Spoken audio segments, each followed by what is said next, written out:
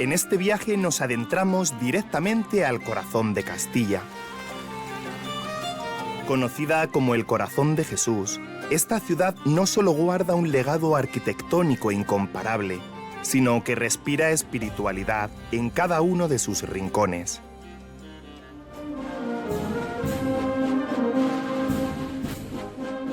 Cada año, sus procesiones cargadas de solemnidad muestran una fe que ha marcado generaciones. Epicentro de la vida religiosa durante muchos siglos, es también la ciudad de los conventos, imprescindibles en su historia y también su legado. Una ciudad donde tradición, arte y fe se unen para dar forma a un patrimonio que trasciende lo material. Hoy, mi lugar en la tierra está en la tierra donde el corazón late en piedra. Es Valladolid.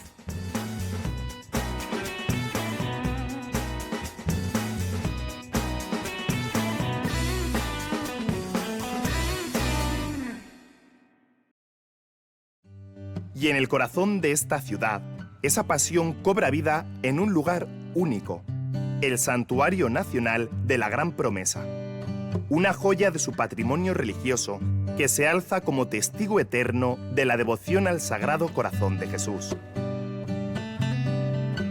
Pero este lugar no solamente es un templo para los vallisoletanos, es un refugio cargado de espiritualidad. En su interior se custodian grandes reliquias, objetos personales y documentos históricos que vamos a conocer de la mano del rector de esta basílica. Jesús Fernández. Buenos días, Fidel. ¿Qué importancia tiene este templo para una ciudad como Valladolid? Bueno, para Valladolid y yo creo que para toda España, incluso para la Iglesia. El Sagrado Corazón de Jesús se aparece, se le revela al ahora beato Francisco Bernardo de Hoyos, que estaba aquí estudiando teología. Y es este lugar, esta iglesia, donde tuvo estas revelaciones y le hizo la gran promesa: reinaré en España, incluso con más veneración que en otros lugares. Con la aprobación de todos los obispos españoles, se convierte en santuario nacional. De hecho, en la puerta del sagrario están los escudos de todas las provincias de España de entonces. Y en el suelo del presbiterio hay un trozo de piedra de todas las provincias de España, porque es un santuario nacional.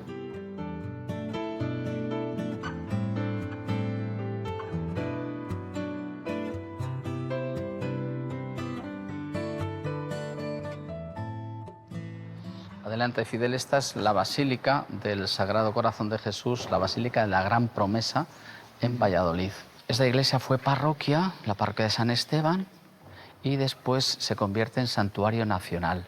Entonces los obispos de entonces, en este caso don Antonio García García, manda decorar esta iglesia para convertirla en este santuario nacional. El retablo, la estructura principal, viene de un convento de carmelitas calzados de Medina del Campo, pero se encarga Félix Granda, el año 1933 es cuando se coloca esta imagen imponente del Sagrado Corazón de Jesús, completado con los 4 relieves que nos recuerdan las escenas bíblicas que hablan del corazón de Jesús, la última cena, la aparición de Jesús resucitado a Santo Tomás, y abajo a nuestra izquierda las santas mujeres con la Virgen María que han hablado del amor de Dios y la devoción al corazón de Jesús, y a la derecha los varones con el discípulo San Juan.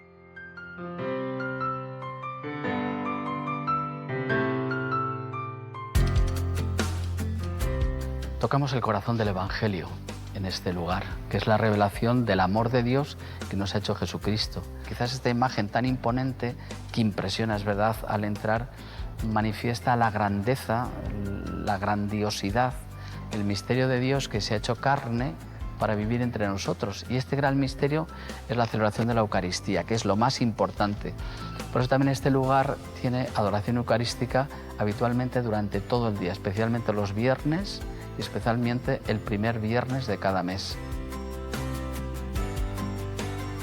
Y esto es un regalo que hacen los empleados de correos y la Guardia Civil, que tienen como patrona a la Virgen del Pilar. Y como ves, lo que representa es la aparición de la Virgen del Pilar al apóstol Santiago, que le consuela para seguir la evangelización de España. Pero en el centro del retablo hay un lignum crucis, que es un regalo de la familia de la Madre Maravillas, de Santa Maravillas de Jesús. Luego le acompañan algunas reliquias, como la de San Francisco Javier o la de algunos beatos y mártires del siglo XX. También me llama la atención ese libro que tenemos ahí. ¿Qué significa? Este libro es la Biblia, y entonces podemos decir que igual que recordamos que el Santísimo se expone allí, porque también hay un lugar dedicado a la palabra de Dios. A pocos metros de este santuario nos encontramos este espacio para la reflexión, la formación y el encuentro con lo trascendente.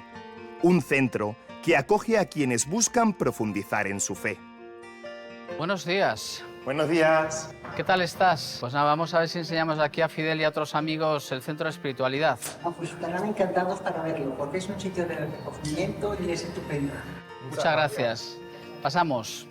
Gracias.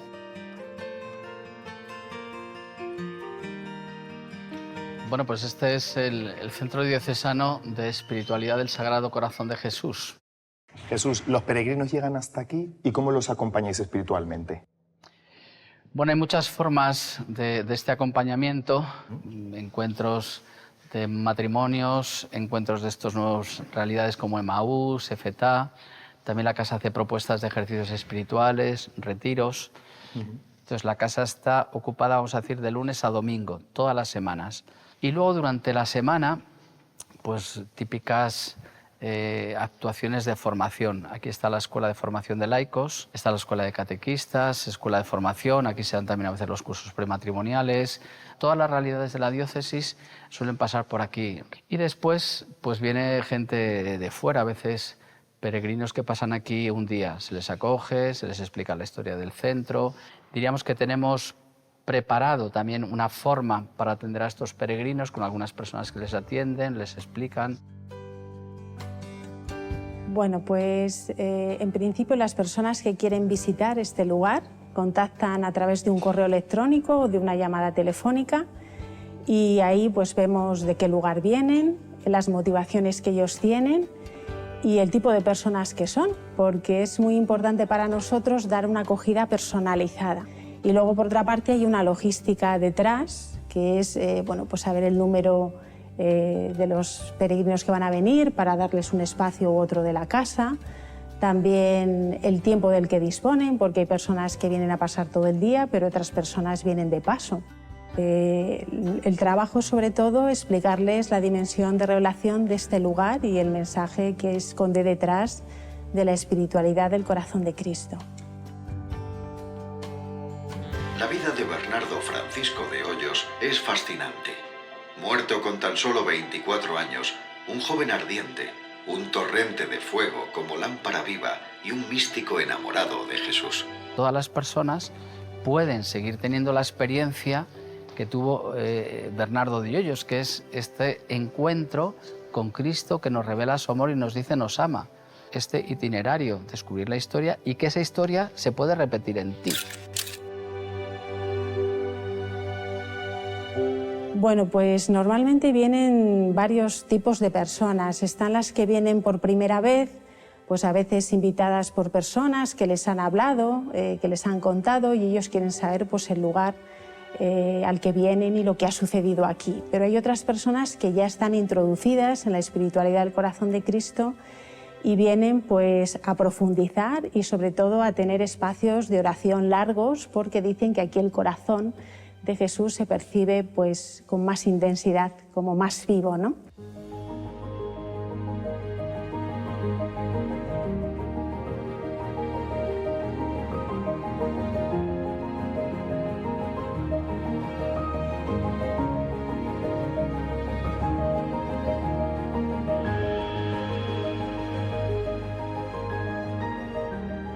Muy cerca de la basílica, el Colegio de Educación Especial, obra social del santuario, es testimonio vivo de ese amor que promueve el corazón de Jesús. Un amor que enseña, un amor que cuida y que dignifica.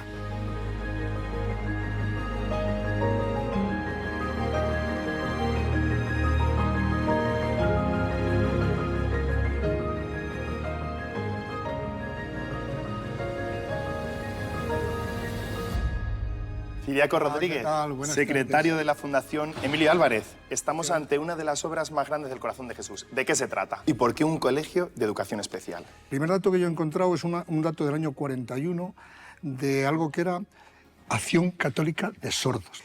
Y en el año 86, con la integración escolar que hizo que los niños con deficiencias acústicas, solo con deficiencias acústicas, se formaran habitualmente, se formaran en aulas normales, pues en aquel momento el colegio se transformó en un colegio de educación especial, que es lo que es en este momento, cubriendo todas las fases de la educación especial que va desde infantil hasta TVA.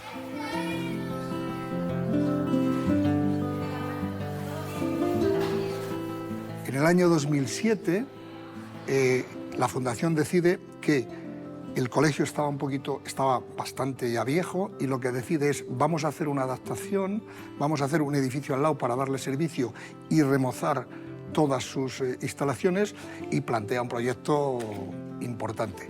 Pero eso se ha alargado un poquito más de la cuenta. Entonces ahora estamos aquí en unas instalaciones provisionales y hemos iniciado ya lo que hace muchos años queríamos hacer, que es un colegio bien, en planta baja y en primera planta, para que los niños estén bien.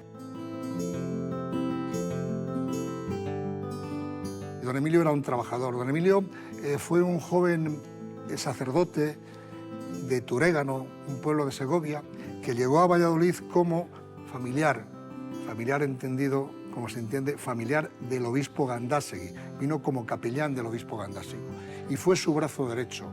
Y él era un trabajador nato, se pateaba todo. Lo mismo cuentan, que lo mismo entraba en el palacio del Pardo, que iba a ver a los señores concejales de todo Valladolid para intentar conseguir que le hicieran algo que él creía que debía tener sus niños, y se movía, y siempre fue un trabajador nato.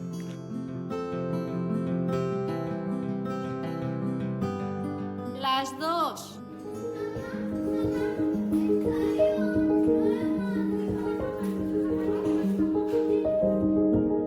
Bueno, pues ahora vamos a ver un aula que está vacía porque los niños se van a las 2 de la tarde y te presenta la directora. Pues genial. Muy bien. Te presento a Hola, ¿qué tal? Virginia Hola, Rodríguez, Virginia. la directora. ¿Qué Fidel.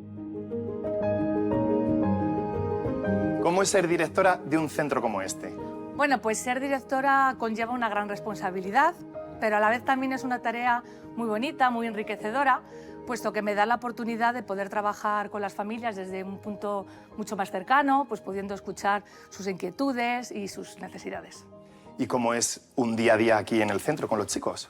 Bueno, pues un día a día realmente es como un colegio ordinario. Nosotros tenemos nuestras rutinas, lo que pasa que es verdad que en los centros de educación especial tenemos la ventaja de que podemos adaptar todos esos contenidos para que el trabajo que hacemos con nuestros alumnos sea muy individualizado. Y cada uno reciba lo que necesita. Oye, ¿y por qué la educación especial es imprescindible y sus profesores? Cada uno tiene su adaptación significativa, curricular. Contamos con un profesorado especializado y con otro tipo de personal que está especializado pues, en diferentes ramas, fisioterapeuta, tenemos orientadora, trabajador social. El último año en el que los alumnos pueden estar con nosotros, a través de la orientadora del centro y de la trabajadora social, hacemos lo que se llama un consejo orientador. Orientas a las familias y al alumno sobre qué posibilidades tiene fuera de lo que es el colegio, ¿vale? Porque es verdad que es una de las mayores inquietudes que tienen las familias cuando ven que esos 21 años llegan, ¿no? Estamos en constante cambio, siempre intentando mejorar las instalaciones.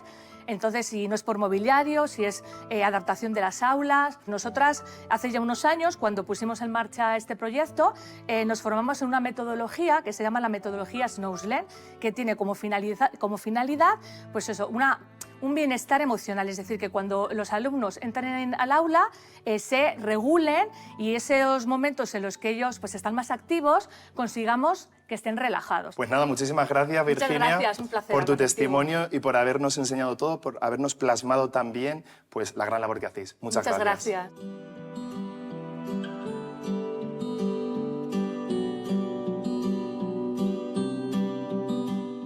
Y la prioridad absoluta siempre ha sido hacer unas instalaciones dignas para los chavales.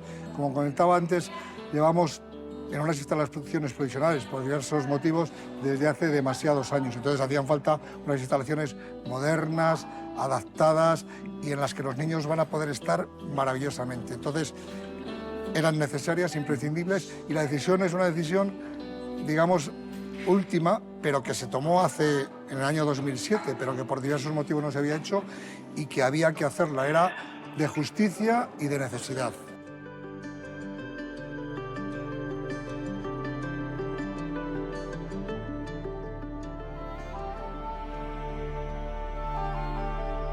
Si alguien ha sido guardián de la fe y el arte de esta ciudad, estos han sido sus conventos y monasterios. Valladolid es un tesoro espiritual y artístico. Es una ciudad de fe. Muestra de ello su fascinante ruta de los conventos, riqueza histórica que tiene un capítulo especial en el convento de la Concepción del Carmen, al que ahora me dirijo. Aquí, el espíritu de Santa Teresa de Jesús sigue vivo y os lo voy a mostrar. En este lugar se conservan grandes reliquias, como el manuscrito de Camino de Perfección y el bastón de la Santa Madre, un recordatorio de su fuerza interior y de su entrega total a la misión.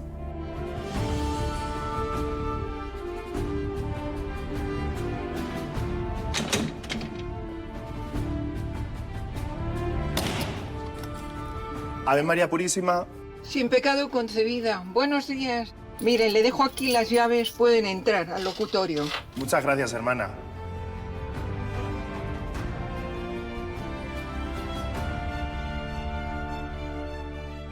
Ave María Purísima. Sin pecado concebida. Muy buenos días, días, hermanas. Muy bien, gracias. Qué privilegio estar aquí con ustedes. Pues para nosotras también, una vez pues, en la vida, que nunca nos ha ocurrido semejante cosa. La clausura no es nada más que un medio para conseguir el fin del silencio interior, de lo que es nuestra vida de oración, nuestra vida de fraternidad y de trabajo. Ese es el fundamento de nuestra vida. ¿Y qué es eso de la vida contemplativa? Pues la vida contemplativa, cuando Dios te llama, es para vivir con Él por los demás. Es una llamada que Él nos hace y entonces es para vivirla. Hacemos pues restauraciones, luego después también pues figuritas para cuando vienen los guías que lo tienen aquí, guías ¿verdad? de Teresa, escapularios, es un medio como de vida. Luego nuestro mayor medio de vida es la venta de flores. Tenemos dos momentos fuertes que son la flor de primavera para las primeras comuniones, nos vendemos mucho, y luego después para los santos, para finales de octubre, pues viene medio Valladolid. Aquí vino Santa Teresa un tal día como 10 de agosto, el día de San Lorenzo. De momento a la santa le encantó porque tenía mucho viñedo, mucha huerta, que a la santa le gustaban mucho las huertas. Y al final pues encontró esta casa que era un palacio, lo arregló para convento y desde entonces estamos aquí. Todo el convento es una reliquia, pero la reliquia primordial es el Camino de Perfección, escrito por ella autógrafo, que son los consejos que la santa daba a sus hijas y le pidieron que lo escribiera, que lo dejara escrito.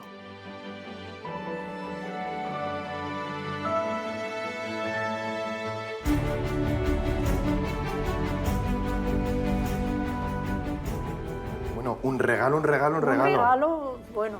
Y bueno, y yo único. muy privilegiado de poderlo tener en mis manos, ¿verdad? Sí, y muy pocas veces lo sacamos, porque si no se estropearía. Estos subrayados son de los censores. Ajá. Sí, todo ello está ahí. Y todo escrito por la mano de Santa Teresa de Jesús. Teresa. Y bueno, pues ahí es donde nos dice lo que es el trato de oración, en que todas se han de querer, todas se han de amar. Bueno, pues es la esencia de nuestra vida, ¿no? Aquí dicen que es aquí donde dormía. Y estas almohadas son el colchón que ella usaba.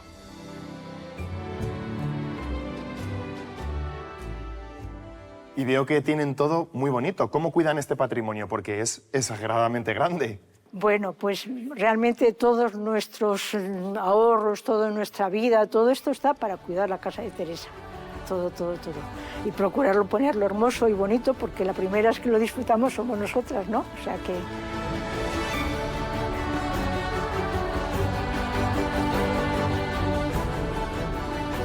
Este es el coro donde hacemos la oración todos los días.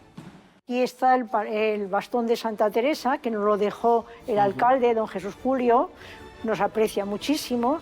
Él es, diríamos que el de este año que le han encargado que sea el protagonista de Huellas de Santa Teresa, y dijo, ¿para qué lo voy a tener yo en mi despacho? Que lo tengan las monjas que son sus hijas.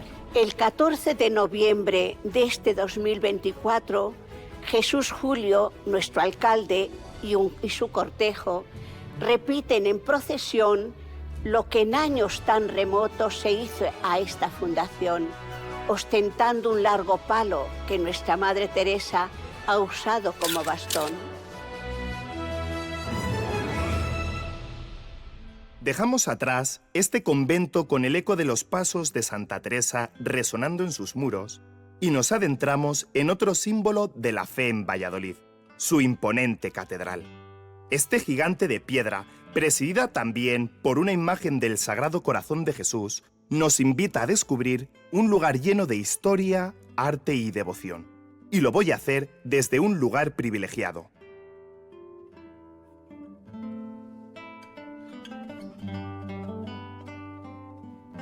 José Andrés, buenos días. Hemos querido comenzar esta entrevista aquí con estas vistas. Estamos en la Torre del Mirador, que es uno de los reclamos de esta catedral. Pues sí, es cierto que es el mirador privilegiado en la ciudad, de 360 grados, justo en el centro.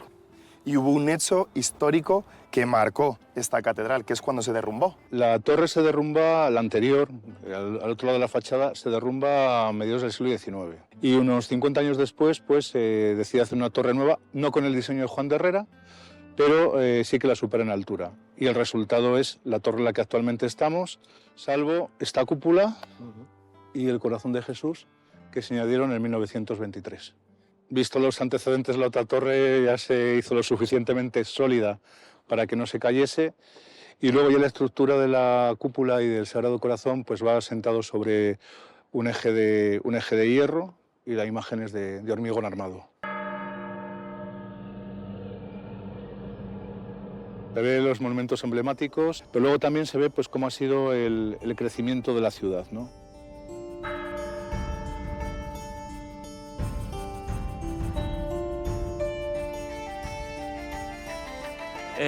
Yo creo que Valladolid tiene un papel muy importante en el conjunto de la Iglesia española. Sin hacer historia de la Iglesia no podemos hacer historia de la ciudad de Valladolid, es imposible.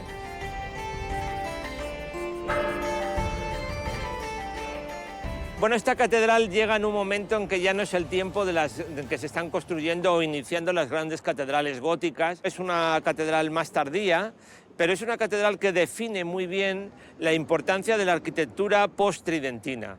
Esa es la arquitectura herreriana, la arquitectura clasicista, incluso en la propia colocación y planes de cómo se iba a situar hasta el coro dentro de la propia catedral, pues respondía muy bien a esa iglesia diferente, a esa iglesia más organizada, a esa iglesia más centralizada, casi como un Estado moderno, pero desde el punto de vista religioso, que nace del Concilio de Trento, que es una cita pues esencial. José Andrés, estamos en una de las catedrales más importantes del patrimonio religioso de nuestro país. ¿Qué es lo que la hace única?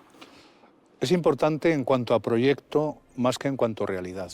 Es un monumento fallido, porque está hecho menos de la mitad, pero sin embargo, como proyecto de iglesia de la Contrarreforma, puede ser el proyecto más importante de la España del siglo XVI. Es de estilo herreriano, de hecho el interior es tal y como la concibió Herrera, y lo más reseñable sería las fachadas de las capillas laterales que están concebidas como fachadas, como si fuesen fachadas independientes.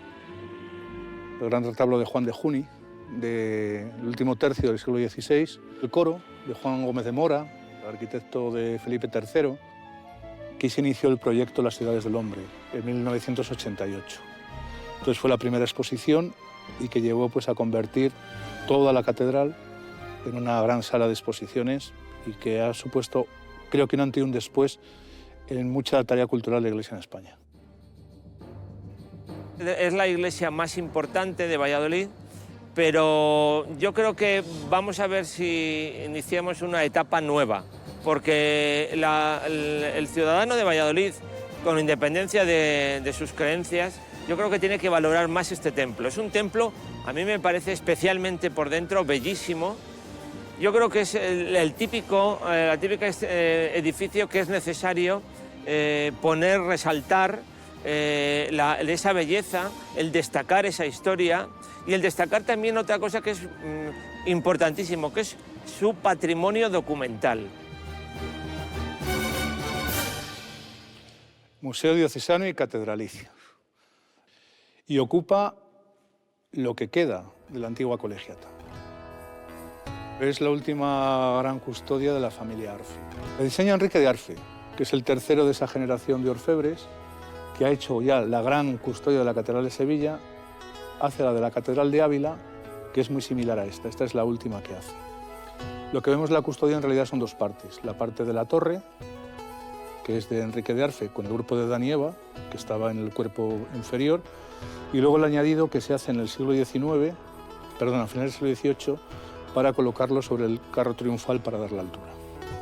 ¿Y en qué celebraciones litúrgicas se utiliza? La procesión del Corpus. Nada más. Nada más.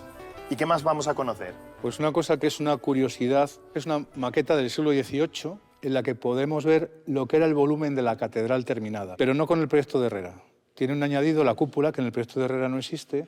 Es curiosa porque es completamente desarmable y es una maqueta didáctica. Se abren las cosas y se ven escaleras, se desarman las fachadas y se ven las naves pues, con las pilastras de las naves talladas y tal. ¿Y por qué no se terminó la catedral?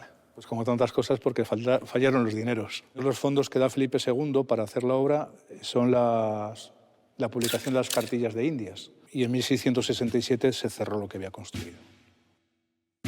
Es un eje esencial. Por aquí pasan casi todas las procesiones. La Semana Santa para Valladolid para mí es el momento más importante a lo largo del año. Yo creo que no podemos entender la historia de Valladolid sin entender la historia de su Semana Santa. Para mí es una de las representaciones mejores en cuanto a imaginería. Pues se vive con mucha devoción. Para Valladolid es algo muy representativo.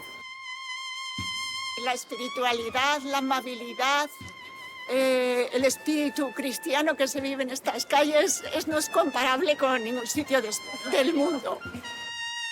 Seguimos nuestro viaje y nos adentramos en otro símbolo de la fe vallisoletana, la iglesia penitencial de la Santa Veracruz, símbolo de la solemnidad de la Semana Santa en esta ciudad. En junio del 2024, durante las obras de rehabilitación, la cúpula de este templo sufrió un colapso parcial, que se han esmerado en recuperar durante estos meses y que ahora recientemente dan por terminada.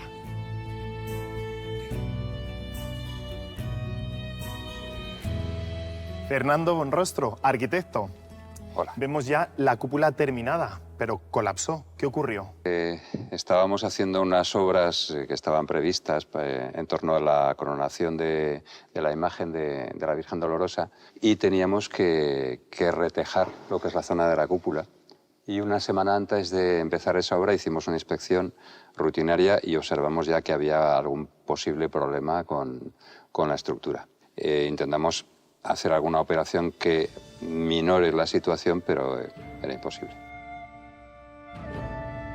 La cúpula cae prácticamente a peso, a plomo, donde estamos. En la parte de la cornisa del tambor hace un pequeño mordisco. Y aquí lo único que pasa es que muerde estos 3 peldaños y toca un poco el ambón. Se levanta el pavimento, lógicamente, con el impacto. Las losas son más o menos de 30 a 40 centímetros, pero como son irregulares, amortiguarán el golpe, de tal manera que ninguna de las imágenes que ahora estamos viendo, y ni siquiera el vidrio que cierra el armario donde está el Ignum Crucis, quedó impactado. Fernando, ¿qué materiales habéis utilizado para la reconstrucción, para garantizar la durabilidad, la estabilidad? En principio, lo que ahora se tiende sobre todo es a intentar reutilizar los materiales tradicionales. La cúpula es de ladrillo, como era anteriormente, solo que el ladrillo es un ladrillo hueco, mejora la estabilidad y tiene menos peso que el ladrillo macizo que estaba colocado. La madera, en vez de ser secciones de madera normal, aserrada, es una madera laminada que es mucho más estable. La linterna, ahí sí que hemos hecho un cambio. En vez de ser una linterna de ladrillo macizo que tenía un peso excesivo, que fue parte de la patología que generó todo el problema, se ha hecho de madera. Hemos tenido una serie de precauciones, como es hacer muchas ventilaciones entre la estructura y el exterior para que esté en continua situación de humedad y temperatura, y para que si hubiera alguna entrada de agua no se mojara, no se humedeciera. ¿Y qué valor artístico tiene esta iglesia? Lo que fundamentalmente tiene es que podríamos decir que es el segundo museo que hay dentro de Valladolid. Aquí hay varias cofradías que dependen directamente de esta porque tienen su propio paso. Los pasos que tenemos aquí son fundamentalmente de Gregorio Fernández. Bueno, estas tallas son de un valor incalculable. Esta imagen en concreto, un siglo después de haber sido ejecutada, se considera que debe de procesionar sola. Ahí está el Echehomo, que también tiene un valor impresionante, y qué decir de toda la columna, que tiene una espalda, vamos, que a mí me llama muchísimo la atención. Y desde este templo ponemos fin a este lugar en la tierra. La Santa Veracruz no solo es patrimonio material de esta ciudad, es un símbolo del compromiso de Valladolid con su fe y su historia. También lo es su catedral, que domina el horizonte que preside el Sagrado Corazón de Jesús, latente en cada esquina, en cada templo, en cada obra. Y en sus conventos, que además de auténticas obras arquitectónicas, muestran el eco de unas vidas entregadas a la espiritualidad y al recogimiento, a la entrega a Dios y a los demás. Valladolid es una tierra que respira tradición, que transforma la piedra en mensaje y arte. Nos despedimos de esta ciudad, tierra de fe y pasión eterna, y siempre con el eco de un latido eterno que para ellos nunca dejará de sonar.